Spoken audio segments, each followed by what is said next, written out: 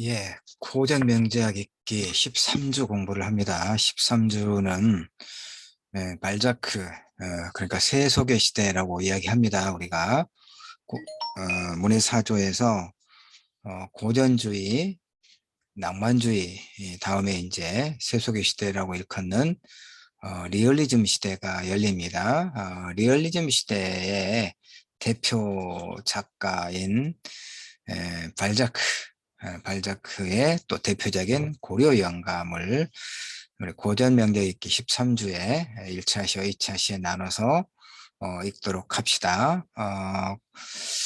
그리고 이제 14주차에는 마르크스의 자본론, 방대한 저작이기 때문에 다 읽지는 못하고 마르크스의 대표적인 자본론인데 자본론을 중심으로 해서 어떤 인간과 사회적 관계 문제에 마르크스의 입론을 한번 보도록 합시다. 그리고 마지막 15주차는 우리가 이제 고전 명작 읽기이긴 한데 그래서 14주까지 이제 여러 그 텍스트 소위 고전 명작들을 살펴보았습니다. 15주는 마지막 주고 기말 시험이 있는 주인데 우리가 이제 비대면으로 계속 수업을 하기 때문에 중간 시험 때도 그랬지만 기말 시험 때도 과제물로 대체를 합니다. 그래서 15주 차에는 아니 그래서 비중을 더 이제 뭐 낮게 하는 건 아니고요. 아니고 한국 작품을 한번 보려고 하는 겁니다. 길게 설명하는 것이 그동안에 이제 고전 명작 읽기 우리 교과목의 수업 목표에 부합하는 그런 텍스트들을 골라서 읽었는데 15주차는 문학과 구원의 문제 이런 주제로 사실은 뭐 모든 문학이 문학과 구원의 문제, 문학과 인간 그리고 구원의 문제와 연결되고 있긴 합니다.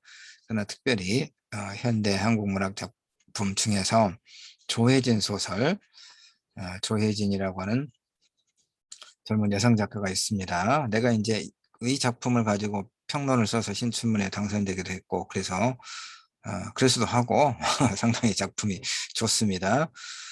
빛의 후예 단편 소설 중에서 빛의 후예 그리고 산책자의 행복이라고 하는 단편이 있는데 그 두 단편 조혜진 소설과 그다음에 이제 영화 벌새라고 있습니다.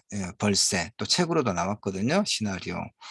그래서 조혜진 단편 두 편하고 영화 벌새를 묶어서 문학과 구원의 문제를 우리 고전명작 읽기 마지막 주차 15주차에 공부를 하도록 합시다. 그러면 상당히 의미가 완성될 것 같아요. 우리가 1주 1차 시에 오트를 했고 1주 2차 시에 문학을 읽는다는 것은 어떤 의의를 갖는 것인가 이야기를 했잖아요. 이제 그래서 완결편으로 쭉 이렇게 고전 명작을 읽었고 두루 이야기를 나눴으니까 마지막에는 문학과 구원의 가능성, 구원의 문제 이렇게 해서 한국 문학 작품 한 편으로 이제 마무리를 하려고 합니다. 자, 지금은 이제 13주 세속의 시대 리얼리즘의 대가인 발자크의 소설을 읽습니다. 발자크의 대표작 고려 영감을 읽도록 합시다. 1차 시와 2차 시 나누어서 보는 것이죠. 예, 고려. 고려가 아니고 발자크죠. 발자크. 예.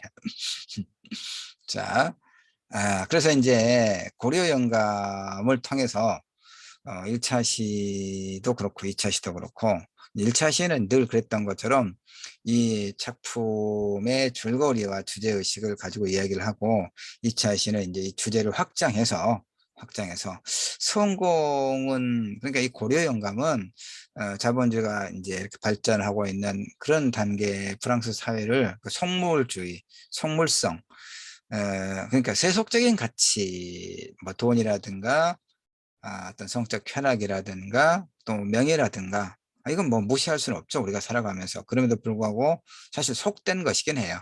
우리가 추구해야 할 뭐 그 다양한 어떤 가치들에 비하면 굉장히 속되기 때문에 우리가 속물적이다라고 이야기하거든요. 세속적인 것. 그러나 어쨌든 고려 영감은 발자크는 고려 영감 이 소설을 통해서 세속적인 어떤 성공과 출세만을 맹목적으로 추구하는 프랑스 사회 사람들을 일정하게 비판하고 있습니다. 당연히 그럼 또 자본주의적 어떤 속성, 물신주의와 연결되겠죠. 예, 그래서 주제를 이렇게 잡았어요. 고려연감을 통해서 성공은 우리를 자유롭게 하는가. 아, 생각해 볼 만한 주제잖아요. 의미 있는 주제입니다. 2차 시에 이제 1차 시도 하겠지만 특히 2차 시에 연결해서 공부를 합시다. 고전 명작 읽기 13조 1차 시 고려영감. 자, 들어가 봅시다. 고려영감의 표지입니다. 고려영감. 고려영감은 그러니까 이런 그 오래된 고전 명작은 우리 한국어로 번역을 이렇게 할 텐데 아마 이게 그 저작권이라고 하는 게 70년 사후 작가의 사후 70년이 지나면 아마 그 풀이가 될 거예요. 그래서 여러 출판사에서 이 번역본이 많이 있어요. 예, 그 중에 하나 이제 가져다 예뻐서 표지가 예뻐서 음. 발자크는 18세기 말에 태어났군요. 19세기에 살았던 사람입니다. 예. 근데 이제 아까 내가 지금 우리 고려영감을 보잖아요. 그 발자크의 대표적이 고려영감이라고 이야기했고, 그런데 고려영감은 인간 희극에 들어있어요. 인간 희극이라고 하는 작품집에 들어있는 한 편의 소설이다라고 생각하면 돼요. 그러니까 아, 그런데 이야기하면 발자크의 대표작은 인간 희극이고 인간 희극의 대표작은 고려영감이다라고 하는 게 더 적절하겠죠. 근데 왜 인간 희극이냐를 또 설명할 필요가 있어. 그래서 단테의 신곡을 같이 붙여놨어요. 그러니까 자, 이게 참 그렇습니다. 단테는 이탈리아의 대문호입니다. 이제 그 뛰어난 작가다 이 말, 국보급 작가다 이 말이에요. 국보급 작가. 이탈리아의 대문호 단테는 이제 신곡을 썼어요. 신곡. 신의 노래다 그 말이죠. 신들의 노래. 예. 근데 발자크는 어떤 작가라고 그랬습니까? 세속의 시대, 리얼리즘 시대의 작가란 말이에요. 리얼리즘이라고 하는 것은 현실의 재현.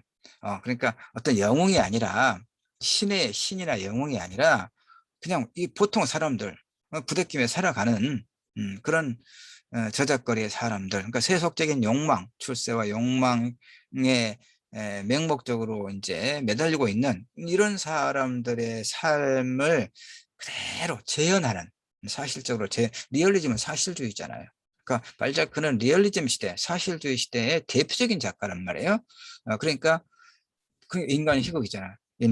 인간사의 그 삶의 여러 측면을 그대로 재현하는 것을 리얼리즘 시대는 최고의 어떤 문화 예술의 의의로 평가를 했단 말이에요. 그러니까 발자크는 단테가 신곡을 썼어요. 그러니까 발자크는 나는 인간 그걸 쓰겠다. 인간 희극을 쓰겠다라고 해서 이를테면 그의 책 이름을 인간 희극이다라고 딱 붙였어요. 그 중에 이제 여러 작품이 한 90여 편에 있는데 그 중에서 다른 건 다 안 읽어도 되고 고려영감만 읽으면 돼요. 그럼 고려영감만 읽으면 인간 희극을 다 읽은 거나 마찬가지고 발자크를 읽은 거나 마찬가지가 되는 겁니다. 그래서 우리가 고전 명작 읽기 13주차에는 발자크의 고려영감을 읽는 거예요. 알겠죠?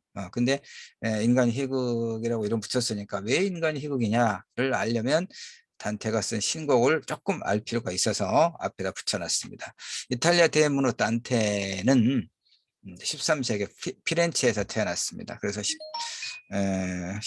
14세기 초 중반 그 무렵에 라벤나가 어딘지 모르겠어요. 유럽 어느 도시겠죠? 예. 이 그 단테는 그러니까 이탈리아의 귀족 가문의 청년이에요. 청년 정치가입니다. 명석한 두뇌를 가지고 있고 잘생기고 자, 훌륭한 가문과 명석한 두뇌 지도자로서 우리 요즘에 뭐 청년 지도자, 청년 정치인, 하여튼 그런 지도자로서 뛰어난 자질을 지녔는데도 불구하고 그 당시에 이탈리아의 정치적 상황이 이제 격변기였어요. 여러 음모가 물 잡고 이렇게 휴대폰을 지금 내가 그 50분 타이머를 해놓고 있다 보니까 뭐 자꾸 알림도 오고 그렇습니다. 그 소리가 좀 극복해도 그냥 참아주기를 바랍니다. 예. 하여튼 정치적 상황과 음모로 해서 자신의 고향, 자신의 도시에서 추방을 당합니다. 단테가. 아, 그러니까 추방당해서 죽을 때까지 피렌체로 돌아오지를 못해요. 그러니까 이 단테는 얼마나 이제 우라가 병이 생겼겠죠. 그래서 망명지에서 죽을 때까지 자신의 모든 역량, 그러니까 할 게 없잖아요. 망명지에서. 어? 그야말로 식객으로, 그냥, 굶어 죽지 않고 사는 것만도 다행이고. 근데 다른 거 할 게 없어. 할 수가 없어요. 그러니까 그냥 작품을 씁니다. 신곡을 완성합니다. 아, 참, 불우하게 그 지낸 거죠. 불우한 삶이 이제 또 불후의 명작, 불후의 명곡, 신곡을 남깁니다. 신곡을 남기고, 그 다음에 또, 이제 그것과 함께 베아트리체라고 하는 그 연인, 그 짝사랑했던 연인, 베아트리체. 뒤에 내가 아마 사진을, 베아트리체, 베아트리체. 예, 이렇게 오래 걸립니다. 예, 일단, 일단, 그 이탈리아의 대문호, 누구라고 그랬습니까? 단테. 예, 단테입니다. 단테. 예.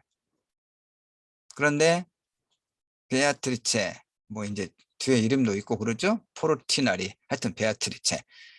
이 베아트리체를 연모합니다. 짝사랑해요. 그래서 평생 사랑을 혼자 바치죠. 그러니까 참 아, 그, 이 이탈리아의 데모노 단테는 참 그 삶이 참 괴롭습니다. 그렇죠? 네. 고국에서 추방을 당했고 평생 살아생전에는 이 피렌체로 돌아오지를 못했고 그 다음에 또 이 베아트리체를 또 연모하고 짝사랑 평생을 참 괴로웠어요. 근데 글을 쓰면서 이 베아트리체를 하나의 모델로 늘 모든 그의 작품에 이 베아트리체가 들어있어요. 직접 쓴 게 새로운 삶이고 신곡에도 베아트리체가 들어있습니다. 베아트리체. 그래서 우리가 사실 볼까요? 베아트리체가 더 뒤에 한 모양인데 이 새로운 삶에서 단테는 베아트리체에 대한 사랑과 그녀의 죽음으로 인한 상심과 좌절을 시와 산문의 복합체로 담아내고 있거든요. 베아트리체의 죽음은 단테가 문학으로부터 철학으로 그리고 현실 세계로 나아가는 이제 굉장히 중요한 하나의 계기가 됩니다. 예, 베아트리체. 우리가 그래서 베아트리체가 뒤에 있을 텐데, 예, 단테의 연인, 짝사랑의 대상 베아트리체. 단테가 이렇게 기웃거리고 있는. 예. 여기는 이제 베아트리체는 요 단테가 사랑했던 베아트리체는 아닙니다. 이름이 같죠. 그러니까 유럽 사람들이니까 뭐 하여튼 베아트리체 라나 성인가요? 베아트리체가 하여튼 피아니스트 세계적으로 또 유명한 그 인터넷에 검색하니까 베아트리체가 이렇게 같이 나오더라고요. 세계적으로 유명한 피아니스트인 모양입니다. 그래서 하여튼 이 그 단테의 연인도 아니에요. 짝사랑이에요. 그 베아트리체가 뭐 그렇게 참 그래서 이제 사실 이것으로부터 시작을 해서 우리가 어떤 그 연모하는 연인 있잖아요. 우리 남자들이 연모에 맞지 않는 마음에 담아두고 그리워하는 한없이 그리워하는 애틋한 어떤 대상 연인을 그 하나의 상징화 할 때 나의 베아트리체요. 나의 사랑이요. 이렇게 그렇게 이야기해요. 나의 베아트리체. 뭐 한국에서는 그렇게 하지 않죠. 외국에서는 나의 베아트리체요. 이렇게 예, 베아트리체. 네. 단테 신곡을 좀 봅시다. 신과 함께 지옥과 연옥과 천국 여행을 한 대서사시입니다.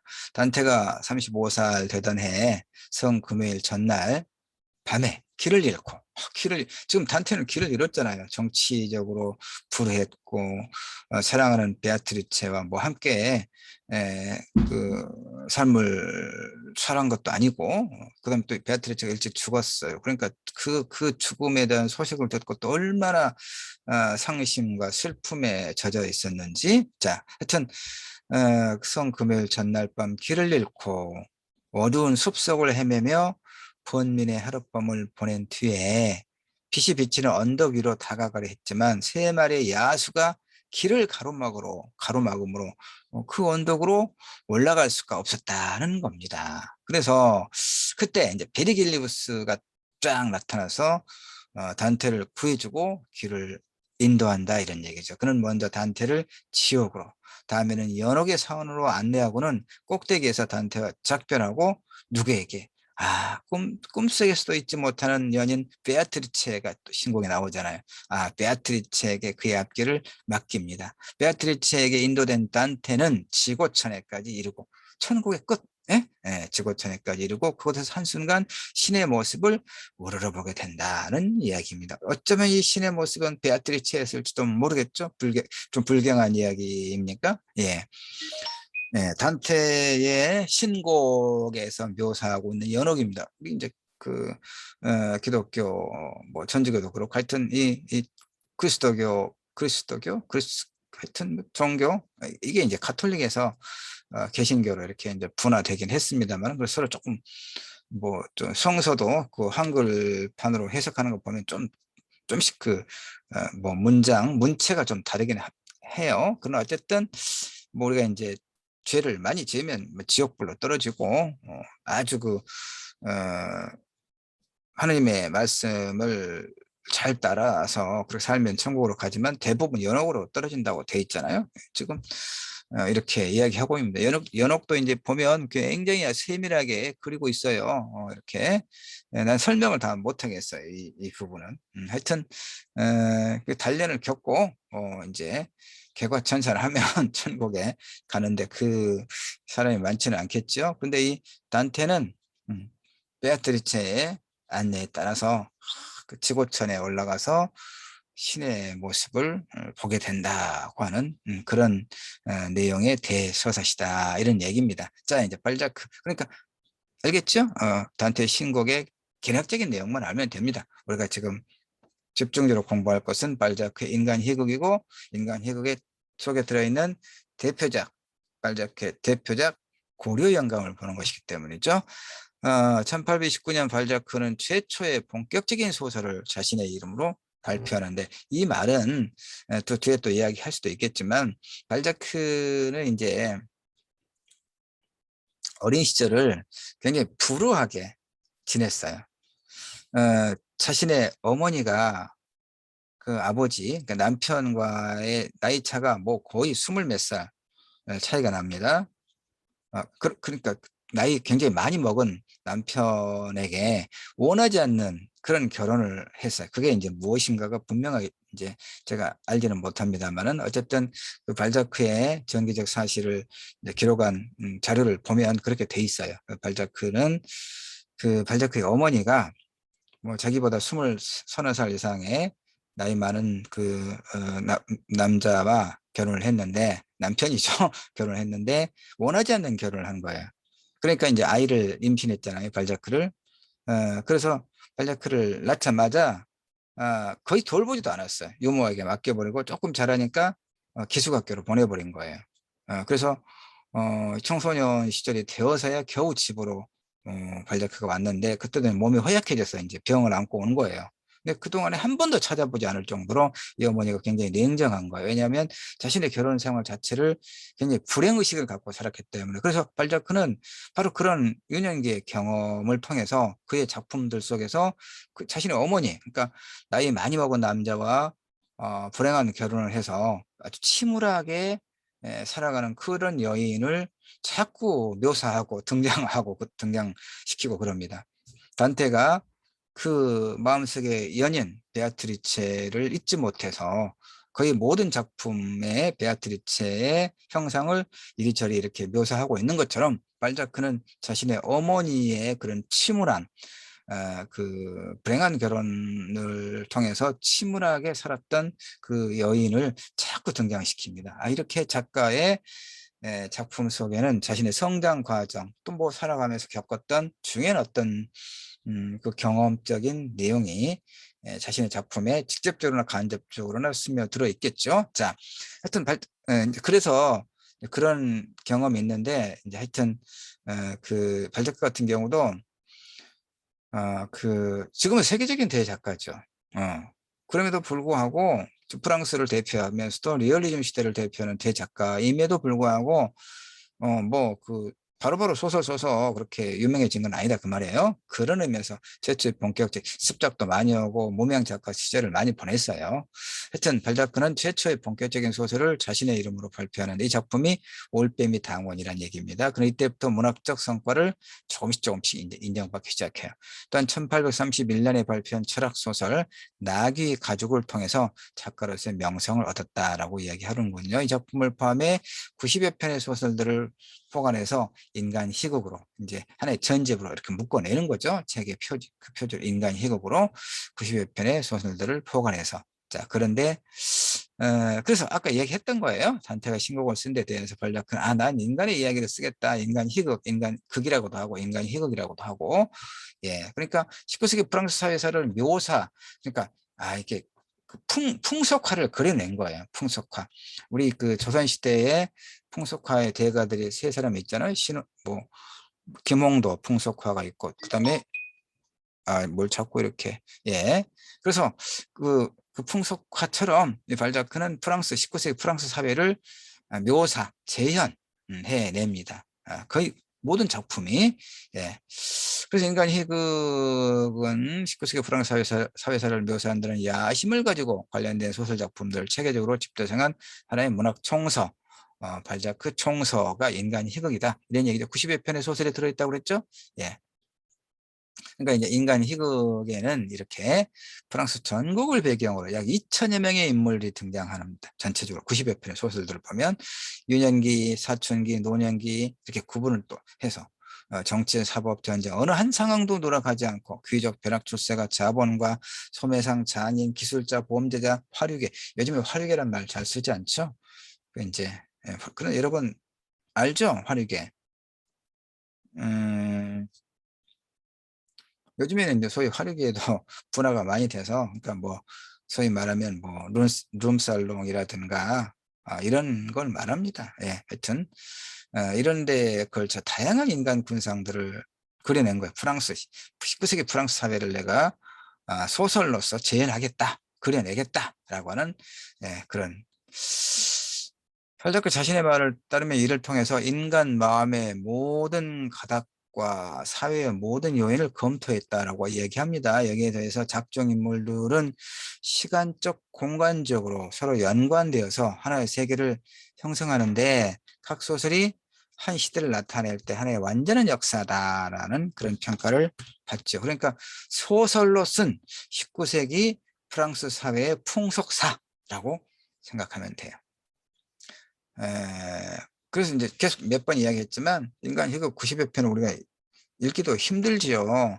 근데 또 다 읽지 않아도 어, 되는 작품이 있어요. 하나만 읽으면 고려의 영감. 예, 그래서 우리가 고전 명작 읽기 제13주차는 고려의 영감을 지금 읽으려고 하는데 앞에가 서론이 길었어요. 한 20여 분간. 왜냐하면 이 작품을 제대로 이해하기 위해서는 여러 가지 어떤 작가의 전개적 사실과 이 작품 속에 반영된 사회적 현실들, 그리고 그것에 관한 독자의 어떤 수용론적 관점, 이런 것들, 물론 또 그 내재적 구조, 이렇게 종합적으로 어, 종합적인 관점에서 분석하면서 읽어야 되기 때문에 작가에 관해서, 그 다음에 프랑스, 이제 주로 작가에 관해서 이야기를 했습니다. 자, 발자크는 400쪽에 이르는 이 소설을 40일 만에, 대단한 다작가죠. 40일 만에 완성. 이 소설은 인간 희곡에서 가장 훌륭한 작품 중 하나다. 자, 엄청나게 글을 많이 썼어요.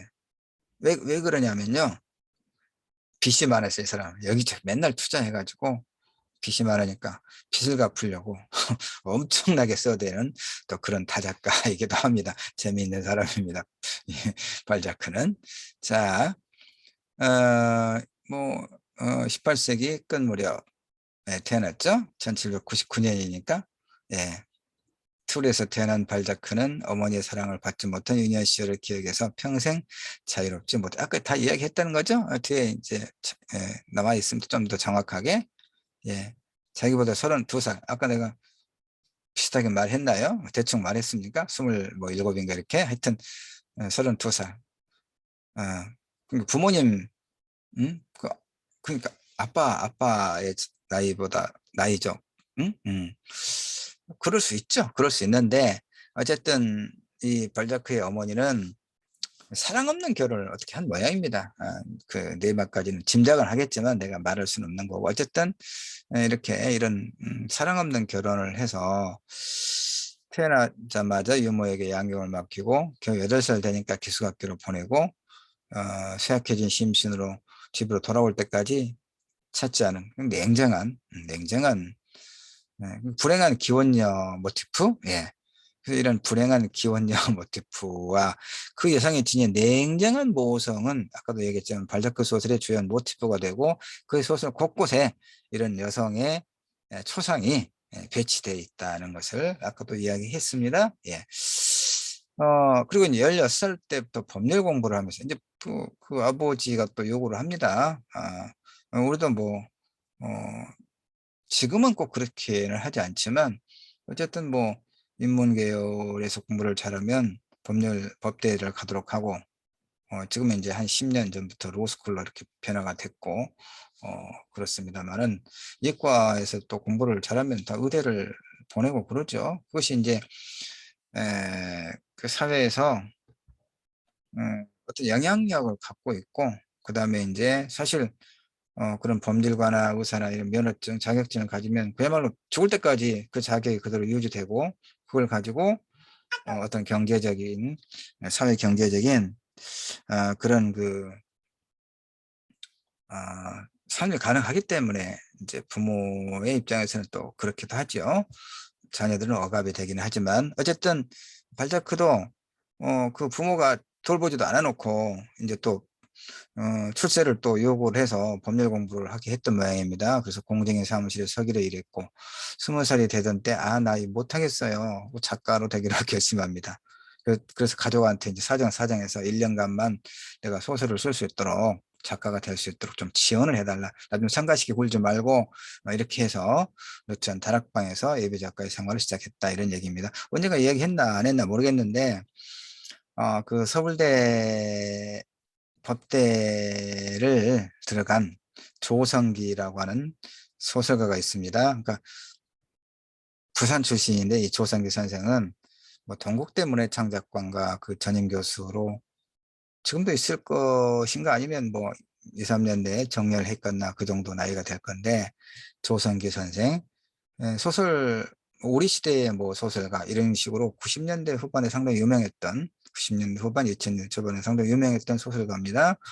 근데 이 조성기 선생이 서울대 법대 합격을 하니까 그 집안이 경사났잖아요. 서울대 법대 이건 판검사는 뭐 따놓은 당상이니까 그 프레카드도 걸고 그랬을 거 아니에요. 근데 이 조성기 선생은 이 빨자크처럼 서울대 법대를 갔는데 법률 공부를 그냥 안 맞았던 모양이죠. 그래서 이제 작가가 된 거예요. 문학을 더 가까이 하다가 집안에서는 이제 실망하고 난리가 났겠지만 조성희 선생님 그게 행복한 거죠.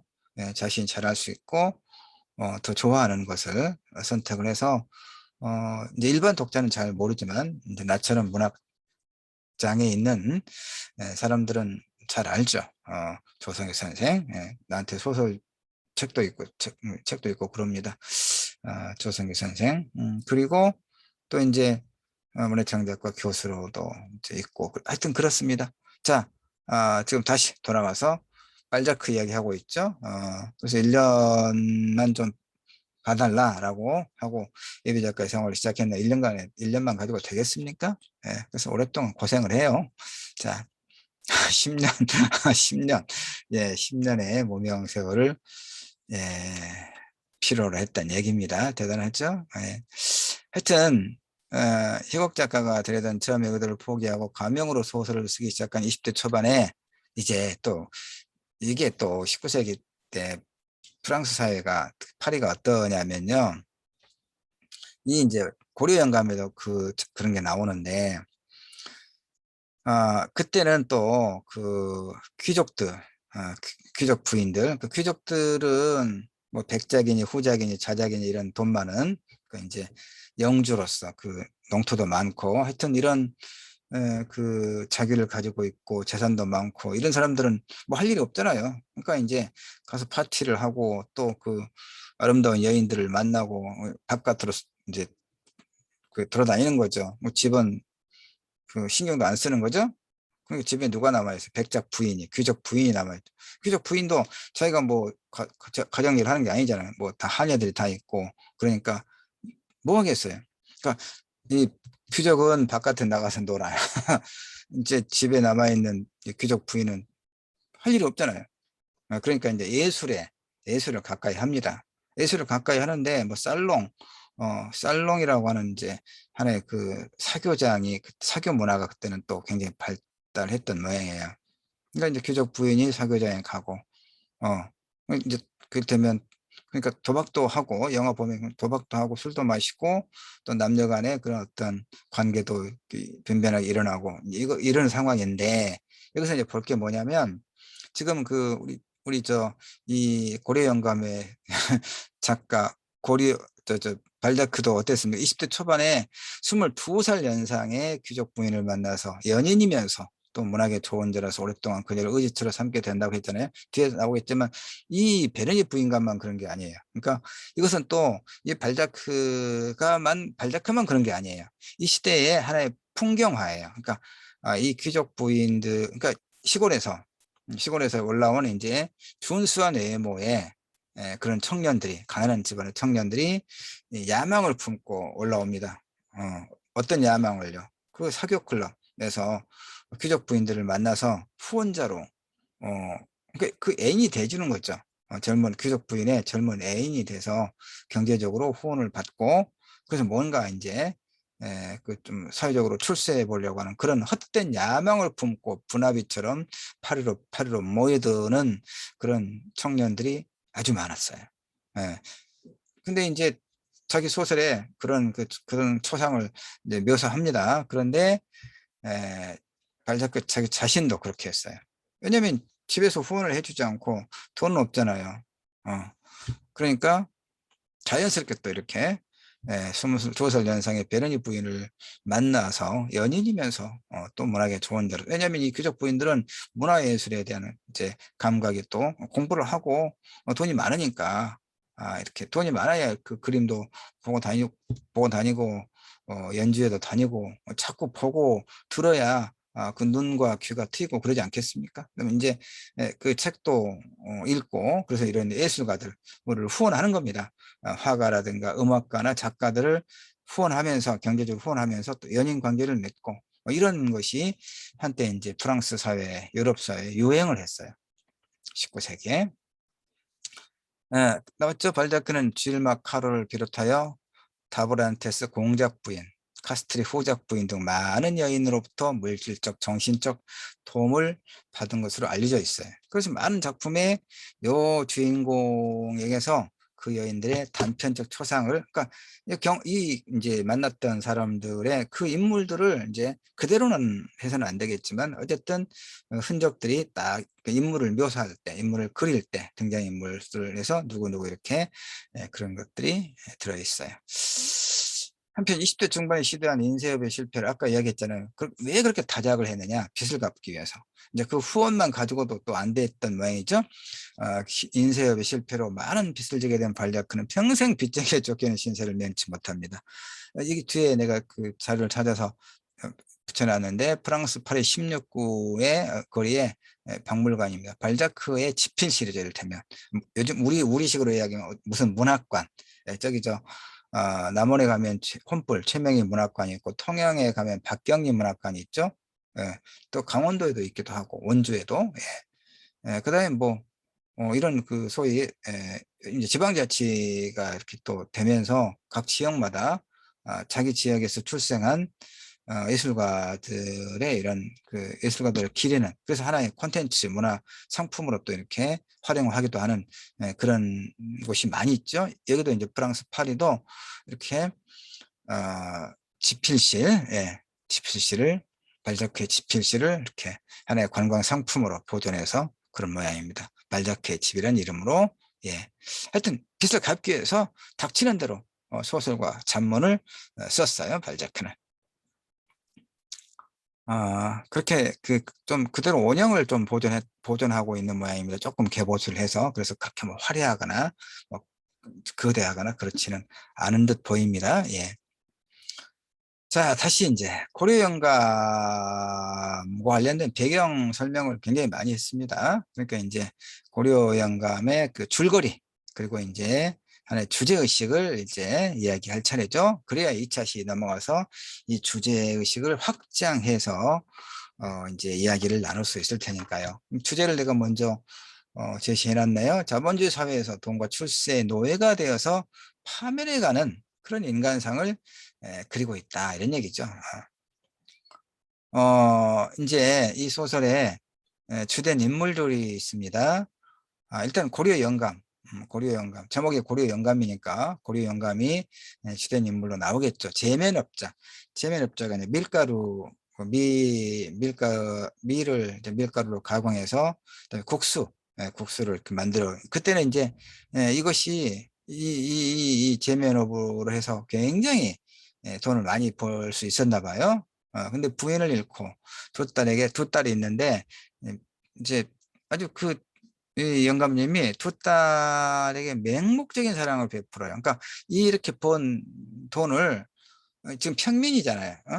이제 갑자기 사업을 해서 졸부가 됐지만 평민이거든요. 그러니까 이 두 딸도 평민이잖아요. 그러니까 이제 자기가 모은 이 재산을 두 딸이 귀족에게 결혼을 하는 지참금으로, 그러면 이제 두 딸도 귀족에게 시집가면 귀족이 되는 거죠. 그래서 이제 두 딸의 신분 상승을 위해서 이 영감님은 자기가 가지고 있는 전 재산을 다 털어요.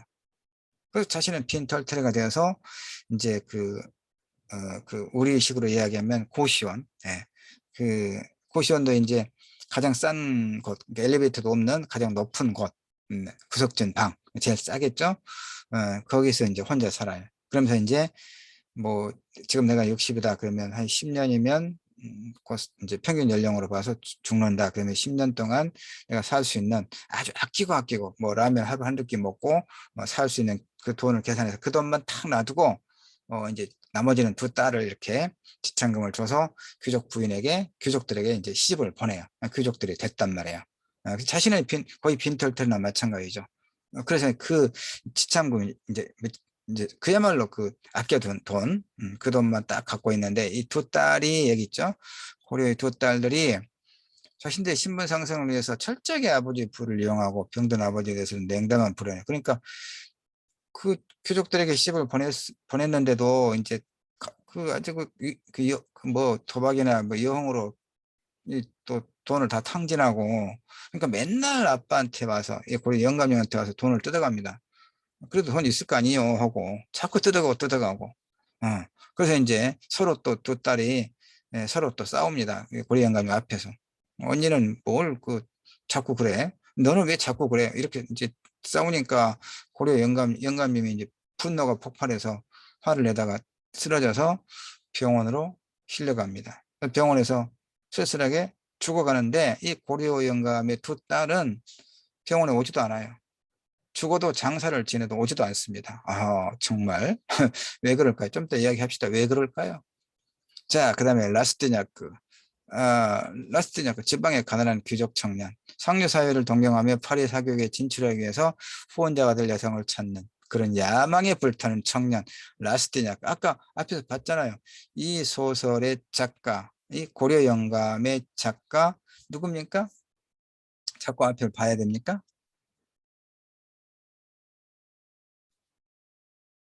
발자크. 발자크? 네, 발자크. 발자크 자신이 그랬다고 아까 설명했었죠. 이렇게 발자크 자신의 초상일 수도 있어요. 라스트냐크라고 하는 젊은이는, 예. 자, 이제 이런 인물들이 주된 인물이에요. 주된 인물. 근데 아까 고려 영감이 병원에 입원했고, 근데 이 라스트냐크는 고려 영감이 지금 살고 있는 그 고시원 꼭대기층, 그 옆방에 하여튼 사는, 이 지방에서 올라왔으니까 뭐 돈이 없잖아요.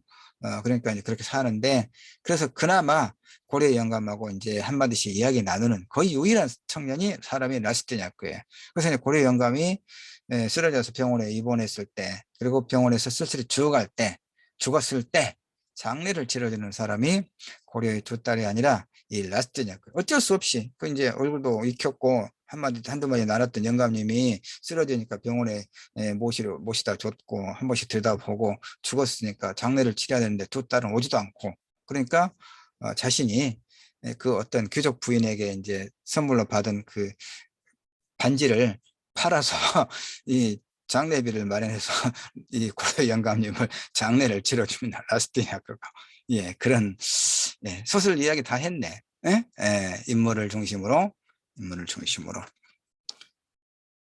뒤에 조금 봅시다. 줄거리 거의 했지만 이제 파리의 싸구려 하숙집 복회관, 그 여관, 하숙하는 사람들이 몇 명 살고 있는데 고려 영감, 그 다음에 라스티냐크라고 하는 이름의 청년, 뭐 뭐 청년, 재건업자였던 고려 영감, 예전에 잘 나가는 사업가였는데 그에게 지참금을 가지고 귀족이 10분의 두 딸에게 돈을 쏟아부은 탓에 지금은 무일푼은 아니고 정확하게 말하면 몇 년 동안 이제 자기가 라면을 끓여 먹어야 되니까 그 돈은 이제 아껴둔 거죠. 근데 이제 자꾸 두 딸이 와서 가져가는 것이 문제라는 얘기입니다. 근데 이거 봅시다. 이 딸들에게 그야말로 맹목적인 사랑을 베풀었죠. 가정의 탈을 다 털어주고. 근데 이 딸들은 왜 그러냐는 얘기죠. 아버지를 창피하게 여기고, 왜 딸들은 아버지를 창피하게 여깁니까? 평민이잖아요. 제면업을 통해서 돈을 벌긴 했지만, 평민이 귀족이 아니다는 얘기죠. 그렇게 창피하는 거예요. 자기들은 귀족한테 시집가서 귀족이 됐잖아요. 귀족 부인이 된 거예요. 그러니까 아버지가 창피한 거죠. 평민이. 그 다음에 돈을 다 이제 자신들 그 귀족한테 시집 보내느라고 다 써버렸으니까. 그래서 거의 빈털터리나 마찬가지로 고시원 꼭대기 방에서 거린처럼 살고 있으니까 그 자체가 창피하다는 얘기죠. 아, 창피해. 음. 근데 그러니까 이제 계속 내가 질문할 거예요. 이 딸들은 왜 그럴까? 딸들인데. 그리고 아버지가 어쨌든 고생해서 그 모은 재산을 다 털어서 자신들 귀족들한테 시집 보내줬잖아요. 근데 이 딸들은 왜 그러냐고요. 내가 자꾸 물어요. 여러분들 생각하기 바랍니다. 왜 그럴까? 왜 그러지? 예. 자, 라스냐크. 이렇게 그러니까 이제 불타는 야망을 갖고 파리로 올라온 청년, 시골 청년. 학문과 사랑이라는 양쪽 길을 모두 성취하게, 꿈이 야무지죠? 학문과 사랑이라는 양쪽 길을 모두 성취하게 공부를 열심히 하는 한편에 사촌두인 보세양 자작 부인의 원조를 받아서 고려의 둘째 딸인 고려 둘째 딸 남자 부인에게 또 다가갑니다. 참 재밌죠? 예, 재밌습니다. 같은 하숙집에 사는 수수께끼 남자 보트랭, 이 사람은 이제 내가 아까 얘기하지 않았는데 이 사람은 좀 나쁜 남자입니다. 그 보트랭은 라스티냐크를 자꾸 이렇게 부추기는 사람이에요. 악당이 악당. 자네처럼 무일푼인 사람이 재빨리 빈출세하려면 손을 더럽혀야 한다라고 말하면서 성공이야말로 미덕이다라고 이야기합니다. 그러면서 그의 마음을 깬다는 얘기가 이제 그 누군가 하나만 없애주면 많은 돈을 주겠다고 이렇게 라스티냐크를 유혹을 합니다. 근데 라스티냐크는 그러면 안 되죠. 큰일 나죠. 그러니까 거절하는 거죠. 거절합니다. 자, 이들 청년 세대에 대한 평가라고 내가 뭘 또 길게 만들어 놨네요. 좀 봐야겠습니다. 아, 하여튼 주된 인물 고려 영감 두 딸, 그 다음에 라스티냐크. 예, 라스티냐크는 시골 출신. 파리에 왔을 때는 처음에는 선량하고 순수한 21살의 법대생. 그런데 그가 파리의 엄청난 그 부의 격차를 경험하면서 절망하죠. 그래서 파리 부연 계급의 사치스러운 삶과 현재 자신이 몸담고 있는 그런 어떤 하수의 상태, 비참한 가난, 그리고 이런 모순의 직면은 그에게 삶의 스승격인 아까 보트랭은 이 꼬드기느니 이런 보트랭의 사회 현실에 대한 설교 등의 계획에 대해서 이제 오직 출세만이 자신이 속하는 계급의 가난으로부터 탈출할 수 있는 유일한 방편임을 깨닫습니다. 근데 어떻게 출세를 합니까? 귀족 부인을 만나는 것밖에는 현실적으로 지금 당장은. 그래서 이제 이렇게 라스티냐크는 급격 출세를 위해서 법학 공부보다는 이게 시간이 많이 필요하잖아요. 될지 안 될지도 사실 모르고 그러니까 사교계를 발판 삼아서 자신의 운명을 개척하기로 이렇게 마음을 이제 돌립니다. 그래서 결국은 결혼을 통한 신분 상승을 통해 자산 계급의 가족의 일원이 되는 것이야말로 유일하게 가난으로부터 벗어날 수 있음을 절감하게 돼요. 이건 라스티냐크라고 하는 이런 청년을 비난할 게 못된 게 뭐냐면 자산 가치의 상승이 노동 가치의 상승보다 크면 클수록 계급간 양극화는 더욱 심화되겠죠? 지금 우리나라가 그러잖아요. 땅값, 아파트값은 천정부지로 치솟잖아요. 월급 받아서 집 한 채를 못 사잖아요. 그러니까 결혼도 안 하고 결혼해서도 아이를 안 낳잖아요. 어. 이게 충분히 이해할 수 있죠? 자산 가치의 상승은 노동 가치의 상승보다 너무나 큰 거예요. 계급간 양극화는 엄청나게 심화됐죠. 예? 누군가의 아들은 36살은 6살짜리 누군가의 국회의원 아들은 6년간인가 어딘가에 근무해가지고 무슨 부동산 개발회사 복마전 같은 부동산 개발 회사에서 6년간 대리로 근무했는데 최저가 또 50억 받았다고 그러잖아요. 어? 우리 젊은이들이 평생을 벌어서 5억도 마련 못 하잖아요. 네. 이거죠. 그냥 빈곤은 결코 사라지지 않고. 이 19세기 프랑스 사회가 21세기 한국 사회가 다를 게 없어요. 그렇죠. 그러니까 청년들이 비트코인에 내몰리고 영끌이라고 해서 주식 투자에 몰빵하고 이를테면. 이런, 음, 이건 비정상적인 하나의 병리적 현상이죠. 예. 그런 사회를 이 발자크가 고려영감이라고 하는 소설을 통해서 적나라하게 보여주고 있는데 그 이제 에, 이 라스트냐크의 그런 삶의 궤적을 통해서 그 다음에 또 하나 더 이야기하겠지만 이 고려영감의 두 딸의 그런 어떤 행위 양식을 통해서 이 속된 속물들의 세계를 비판하는 것이죠. 이 발자크는 자 성공을 하면 그를 부자로 만들어 주겠다는 조건으로 자기가 하는 일을 도우려. 아까 누구였죠? 누구죠? 뭐 이름이 앞에 보면 여기 보트랭이라고 내가 나쁜 올바르지 않은 사람을 했던 사람. 스스로 아무 일도 하지 않아도 되는 이 유혹의 매력을 느껴서 아무 일도 하지 않아도 된다고요? 뭔 말인가? 라스티냐크는 마음이 흔들리면서도 인간의 목숨에 달려있는 일이었기 때문에 그러니까 누군가를 죽이는데 좀 뭐 도와달라는 얘기죠. 보트랭 요구를 결국 당연히 거절해야 되겠죠. 고리오는 이제 딸들이 아까 이야기했습니다. 몇 분이고 돈을 뜯어가는 바람에 이제 완전히 이제 무일푼이 됩니다. 결국 이제 하여튼 딸들이 서로 이제 머리 잡아채고 싸움을 하니까 병으로 쓰러졌다는 얘기죠. 그럼 두 딸은 병문안조차 오지 않아. 왜 안 옵니까? 이제 뜯어낼 돈이 없잖아요. 그렇지 않아도 창피하고 늙고 초라하고 돈도 없고 뭐 평민이고 그냥 병까지 들고 왜 가겠어요? 이제 뜯어낼 돈도 없는데 그렇죠? 가봐야 뭐 치료비라도 내야 되고 그러니까 아예 안 가는 거예요. 안 갑니다. 그래서 이제 고려는 거의 유일한 친구 라시드냐크의 청년 간병을 받으며 딸들의 이름을 허망하게 부르기도 하고 저주와 축복의 말을 번갈아 내뱉기도 하다가 두 청년을 딸들로 착각한 채 숨을 거둡니다. 두 청년은 이제 지금 그 라스티냐크와 함께 아까 보트랭 라스티냐크는 하는 수 없이 델핀에게 이제 귀족 부인이겠죠. 선물 받은 시계였고 내가 아까 반지라고 했습니까? 반지는 그 아름다운 구석이라고 하는데 반지는 주지 않았나 보죠. 선물로 받은 시계를 대당 부인 맡기고 고려의 장례식을 치러주는 착하죠. 착합니다.